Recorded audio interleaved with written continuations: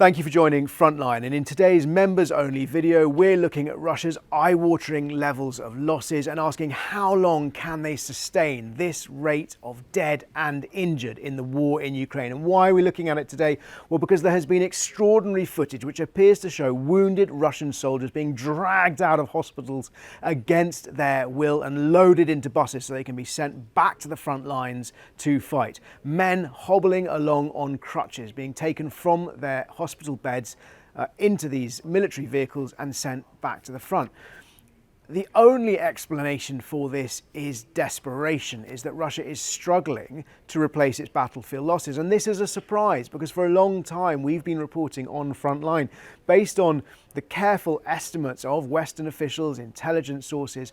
They have believed that Russia has been able to sustain these losses, and that has been absolutely key because Russia has suffered a huge number of casualties, a huge number of dead and a huge number of wounded. But for as long as they could replace them, then actually that was Russia's strength because they could just continue to prosecute this meat grinder conflict where they throw men into battle and they just show a willingness to pay that higher price for the territory they want to capture. And that's what we've seen in Bakhmut, that's what we've seen in Avdiivka, that's what we saw in places like Lysychansk as well. Indeed, it's what we're continuing to see in the ongoing assaults around Pokrovsk and in Kharkiv.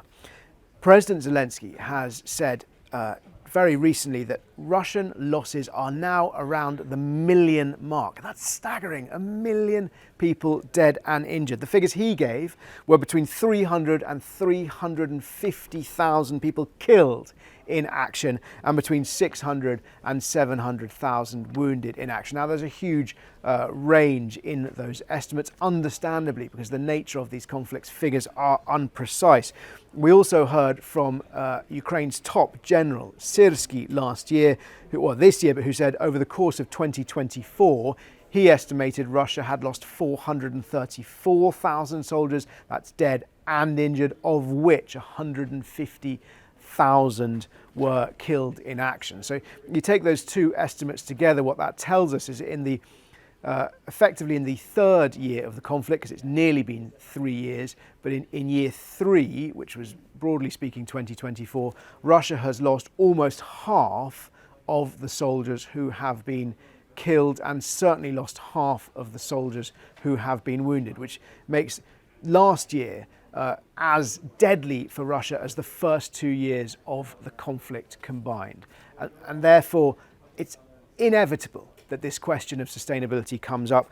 And we're seeing that because we're seeing a debate among politicians in the Russian parliament about involuntary reserve call-up. It is under discussion. We know President Putin is loath to enact forced mobilization because that brings the war home to ordinary people, families who want nothing to do with it, see their loved ones forced to go and fight this bloodbath conflict. The Parliament is discussing it, which suggests it is a concern, which suggests sustainability is an issue.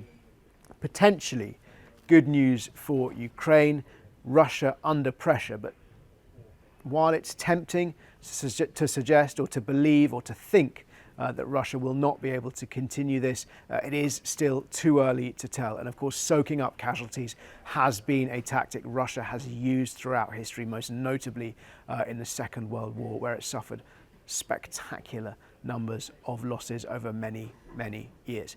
Thank you for joining Frontline. We'll continue to look at this closely. If you have any questions, please do ask them in the comments below, and I'll endeavour, as always, to answer as many as I can next time.